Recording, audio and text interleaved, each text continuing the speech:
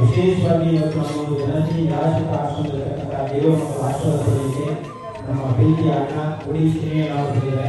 ವಿಶೇಷವಾಗಿ ಅವರ ಸುಪುತ್ರ ಮಧುವರ್ದು ಜನ್ಮದಿನ. ಹಾಗಾಗಿ ಇಲ್ಲಿರ್ತಕ್ಕಂಥ ಎಲ್ಲ ದೇವರ ಮಕ್ಕಳ ಜೊತೆ ಅವರಿಗೆ ಆಶೀರ್ವಾದ ತಗೊಂಡು ಎಲ್ಲ ನೋಡಿ ಆಶೀರ್ವಾದ ತಗೊಳ್ಳೋದಕ್ಕೋಸ್ಕರ ಬಂದಿದ್ದಾರೆ. ದಯವಿಟ್ಟು ಎಲ್ಲರೂ ಕೂಡ ಅವರಿಗೆ ಆಶೀರ್ವಾದ ಮಾಡಿ ಮೊದಲನಲ್ಲಿ ಉತ್ತಮವಾದ ಆರ್ಥಿಕ ಸಮಸ್ಯೆ ಭಗವಂತ ಆಯುಷು ಆರೋಗ್ಯ ಸುಖ ಶಾಂತಿ ಎಲ್ಲವನ್ನ ಕಲಿಸಿ ಇಲ್ಲಿರ್ತಕ್ಕಂಥ ಶನೇಶ್ವರ ಸ್ವಾಮಿಯವರ ಆಶೀರ್ವಾದ, ಶಿವಕುಮಾರ ಸ್ವಾಮಿಯವರ ಆಶೀರ್ವಾದ, ಎಲ್ಲಕ್ಕಿಂತ ಹೆಚ್ಚಾಗಿ ಇಲ್ಲಿರ್ತಕ್ಕಂಥ ಎಲ್ಲ ದೇವರ ಮಕ್ಕಳ ಆಶೀರ್ವಾದ ಸಿಗಲಿ. ಭಗವಂತ 100 ವರ್ಷ ಆಯುಷು ಆರೋಗ್ಯ ಕೀರ್ತಿ ಕೊಟ್ಟು ಕಾಪಾಡಲಿ. ಯಾಕಂದ್ರೆ ಎಷ್ಟೋ ಜನ ಬಡವರ ಪಾಲಿನ ದೇವರವರು, ಎಷ್ಟೋ ಜನ ಬಡವರಿಗೆ ಕಷ್ಟವಿರ್ತಕ್ಕಂಥವ್ರಿಗೆ ಸಹಾಯ ಮಾಡಿ ನಿಜವಾಗ್ಲೂ ಅವರ ವ್ಯಕ್ತಿತ್ವಕ್ಕೆ ದಯವಿಟ್ಟು ಒಂದ್ಸರಿ ಜೋರಾಗಿ ಕ್ಲಾಸ್ ಮಾಡಿ. ಯಾವುದೋ ಒಂದು ಪುಣ್ಯಕ್ಷೇತ್ರಕ್ಕೆ ಹೋದ್ರೆ ದೇವರು ಎದ್ನಿಂತ್ಕೊಂಡು ಆಶೀರ್ವಾದ ಮಾಡ್ತಾರೋ ಇಲ್ವೋ ನನಗಂತೂ ಗೊತ್ತಿಲ್ಲ. ಆದ್ರೆ ಇಲ್ಲಿರ್ತಕ್ಕಂಥ ಎಲ್ಲಾ ದೇವ್ರ ಮಕ್ಕಳು ಕೂಡ ಖಂಡಿತವಾಗ್ಲೂ ಆಶೀರ್ವಾದ ಮಾಡುವಂತ ಶಕ್ತಿ ಇದೆ.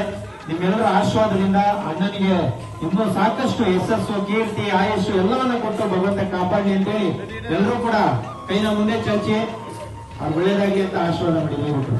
ಆಶೀರ್ವಾದ ಒಳ್ಳೇದಾಗ್ಲಿ ನಿಮ್ಗೆ.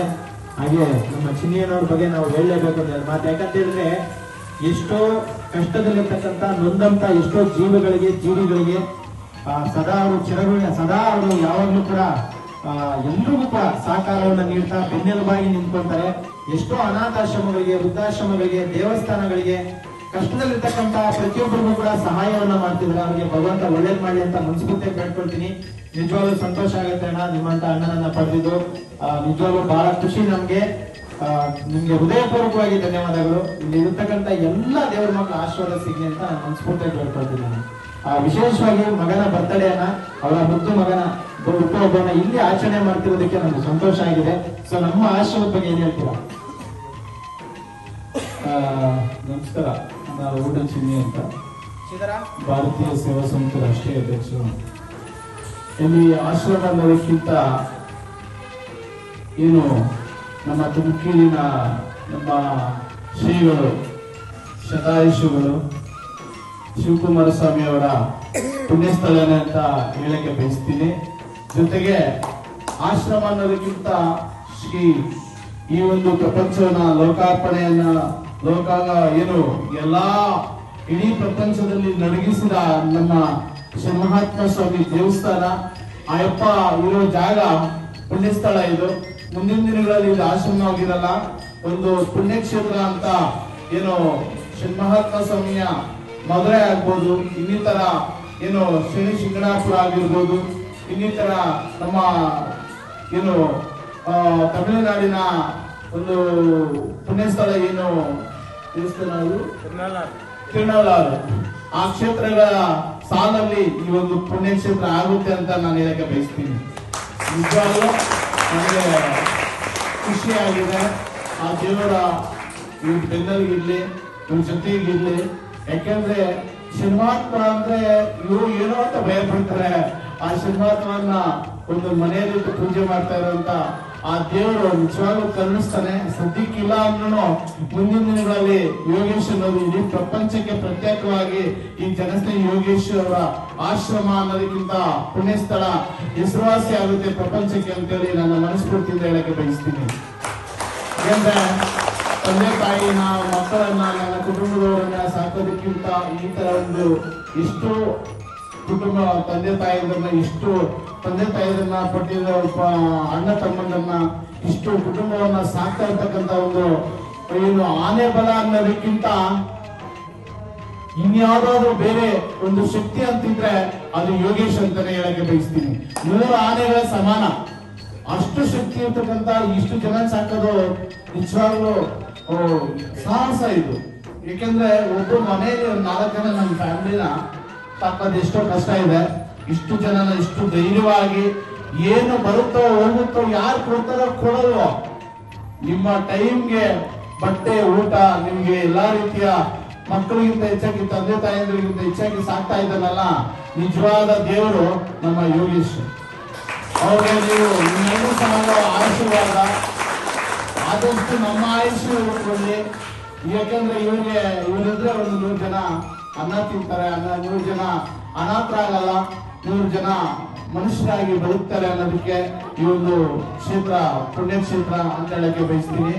ನಿಜವಾಗ್ಲೂ ನಾನು ಯಾವತ್ತೂ ಹೇಳ್ತಾ ಇರ್ತೀನಿ ಯೋಗೇಶ್ಗೆ, ನಿಮ್ಗೆ ಸುಖಕ್ಕೆ ಕರಿಬೇಡಿ, ಸಮಸ್ಯೆ ಅಂತ ಬಂದಾಗ ನಿಮ್ ಜೊತೆಗೆ ನಾನು ಇರ್ತೀನಿ ಯೋಗೇಶ್. ನಾವು ಇಡೀ ಅಲ್ಲ, ನಾನೇ ಅಲ್ಲ, ನಿಮ್ ಜೊತೆ ಇಡೀ ದೇಶ ಎಲ್ಲ ನನ್ನ ಹೋರಾಟಗಾರರು ಜೊತೆಗೆ ನನ್ನ ಕುಟುಂಬದವರು ಎಲ್ಲರೂ ನಿಮ್ಮ ಕುಟುಂಬದ ಜೊತೆ ಇರ್ತೀವಿ, ನಿಲ್ತೀವಿ. ನಮ್ಗೆ ಯಾರು ಇಲ್ಲ ಅಂತ ತಿಳ್ಕೊಬೇಡಿ, ನಿಮ್ಗೋಸ್ಕರ ನಾವು ಇರ್ತೀವಿ. ನೀವೇನು ನಮ್ಮ ಕಡೆಯಿಂದ ಏನು ಎಕ್ಸ್ಪೆಕ್ಟ್ ಮಾಡ ಅನ್ನೋದಕ್ಕಿಂತ ನಮ್ಗೆ ಏನ್ ಬೇಕು ಅನ್ನೋದಕ್ಕೆ ಅದು ಸಿಗುತ್ತೆ ನಮ್ಮ ಕಡೆಯಿಂದ. ನನ್ನ ಕೈಯಲ್ಲಿ ಇಲ್ಲ ಅಂದ್ರೂ ನಾನು ಬೇರೆ ಕಡೆ ಭಿಕ್ಷೆ ಬಿಡಿ ಆದ್ರೂ ನಮ್ಮ ಯೋಗೇಶ್ ಅವರಿಗೆ ಸಪೋರ್ಟ್ ಕೊಡ್ತೀನಿ. ಅದು ನಿಜ. ಎಲ್ಲರೂ ಒಳ್ಳೇದಾಗ್ಲಿ, ಈ ಕುಟುಂಬಕ್ಕೆ ಒಳ್ಳೇದಾಗ್ಲಿ. ನಾನೇ ಅಲ್ಲ, ಇವರ ಅಭಿಮಾನಿ, ನನ್ನ ಕುಟುಂಬದವರೆಲ್ಲರೂ, ನನ್ನ ಮಕ್ಕಳು ಸೇರಿ ನನ್ನ ಕುಟುಂಬದವರು, ನಿಮ್ಮ ಅಭಿಮಾನಿಗಳು. ಸದಾ ದೇವರು ನಿಮ್ಗೆ ಆರೋಗ್ಯ ಭಾಗ್ಯ ಚೆನ್ನಾಗಿ ಕೊಡ್ಲಿ. ಆರ್ಥಿಕವಾಗಿ ಕೊಡ್ಲಿಲ್ಲ ಅಂದ್ರೆ ಆರೋಗ್ಯ ಕೊಟ್ರೆ ದೇವರು ನೀವು ಹುಡ್ಕೊಂಡು ಆ ಮಹಾಲಕ್ಷ್ಮಿ ನಿಮ್ಮ ಹತ್ರ ಬರುತ್ತೆ ಅನ್ನೋದು ನಂಬಿಕೆ ನಮ್ಗಿದೆ.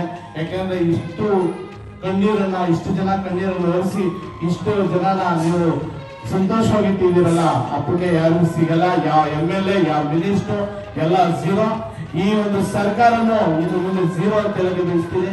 ಸರ್ಕಾರಗಳು ಅವ್ರು ಏನು ಇವತ್ತು ರಾಜ್ಯ ಸೇವೆ ಮಾಡ್ತಾ ಇರ್ಬೋದು, ಬಟ್ ಅವ್ರ ಸ್ವಾರ್ಥಕ್ಕೆ ಅವ್ರು 100 ಕೋಟಿ ಖರ್ಚು ಮಾಡಿ 1000 ಕೋಟಿ ಸಂಪಾದನೆ ಮಾಡ್ತಾ ಇದ್ದಾರೆ. ಈ ವ್ಯಕ್ತಿ 1 ರೂಪಾಯಿ ಇಂದ ಇವತ್ತು ಇಷ್ಟು ಜನ ಸಾಕೋದಕ್ಕೆ ಎಷ್ಟು ಕೋಟಿ ಆಗಿರ್ಬೋದು ಅನ್ನೋದು ಯೋಚನೆ ಮಾಡ್ಬೇಕಾಗಿದೆ. ಸರ್ಕಾರದ ಅನುದಾನಗಳಿಲ್ಲ, ಯಾವುದೂ ಇಲ್ಲ. ಇವರ ದುಡಿಮೆ, ಇವರ ಕಷ್ಟ ಯಾರು ಕೊಡ್ತಾರೋ ಬಿಡ್ತಾರೋ, ಇವರು ಇಷ್ಟು ಜನ ಸಾಕ್ತಾ ಇದಾರೆ. ನಿಜವಾಗ್ಲೂ ಸರ್ಕಾರಕ್ಕೆ ನಾಚಿಕೆ ಆಗ್ಬೇಕು.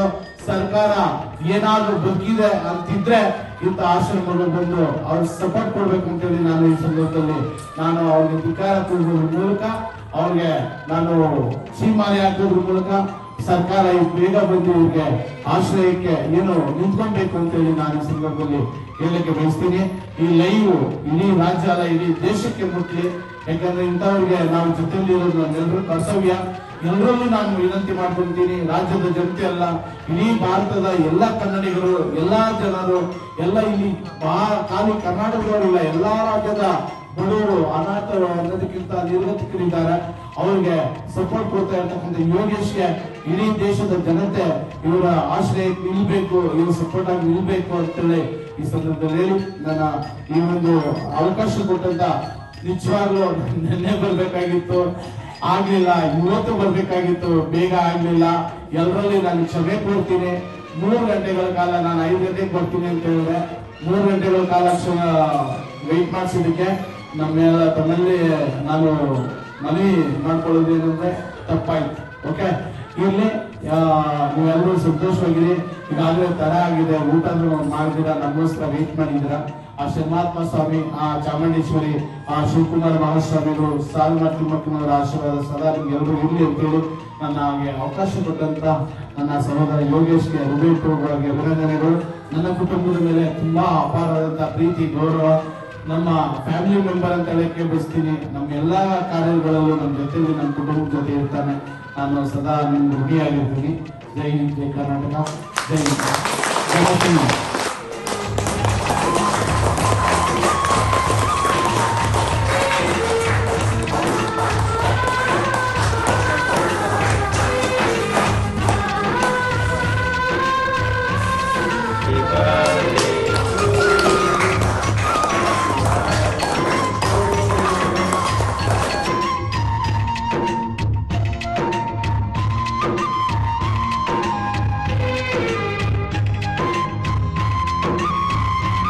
ಒಂದೇ ಒಂದು ಮನವಿ, ವಿನಂತಿ ಮಾಡ್ಕೊಳ್ಳೋದೇನಂದ್ರೆ, ಇವತ್ತು ನಿಮ್ಮನ್ನೆಲ್ಲ ಇಷ್ಟು ಚೆನ್ನಾಗಿ ಪ್ರೀತಿಯಿಂದ ಕುಟುಂಬದವರಿಗಿಂತ ಹೆಚ್ಚಾಗಿ ನೋಡ್ಕೊಂತ ಇರ್ತಕ್ಕಂಥ ನನ್ನ ಯೋಗೇಶ್ ಅವರ ಧರ್ಮಪತ್ನಿಯವರಿಗೆ ನಮ್ಮ ಮನೆ ಕಡೆಯಿಂದ ಅರ್ಶಿನ ಕುಂಕುಮ ಕೊಡೋದಕ್ಕೆ ನಮ್ಮ ತಂಗಿ, ದೊಡ್ಡ ತಂಗಿ ಅಂತ ಹೇಳಕ್ಕೆ ಬಯಸ್ತೀನಿ. ನಮ್ಮ ತಂಗಿಗೆ ಮನೆಯಿಂದ, ನಮ್ಮ ಕುಟುಂಬದ ಕಡೆಯಿಂದ ಅರ್ಶಿನ ಕುಂಕುಮ ಕೊಡೋದಕ್ಕೆ ನಮ್ಮ ಮನೆಯ ಕುಟುಂಬದ ಸಮೇತ ಬಂದಿದ್ದಾರೆ. ದಯವಿಟ್ಟು ಇವ್ರನ್ನ ಎಲ್ಲರೂ ಆಶೀರ್ವದಿಸಬೇಕು. ಇವ್ರಿಗೆ ಪ್ರೀತಿಪೂರ್ವಕವಾಗಿ ಇವರನ್ನ ಅಭಿನಂದಿಸ್ತಾ ಇದ್ದೀವಿ. ಎಲ್ಲರೂ ಅವ್ರನ್ನ ಜೋರಾದ ಚಪ್ಪಾಳೆ ಮುಖಾಂತರ ಗೌರವಿಸಬೇಕು ಅಂತ ವಿನಂತಿ ಮಾಡ್ಕೊಳ್ತೀನಿ.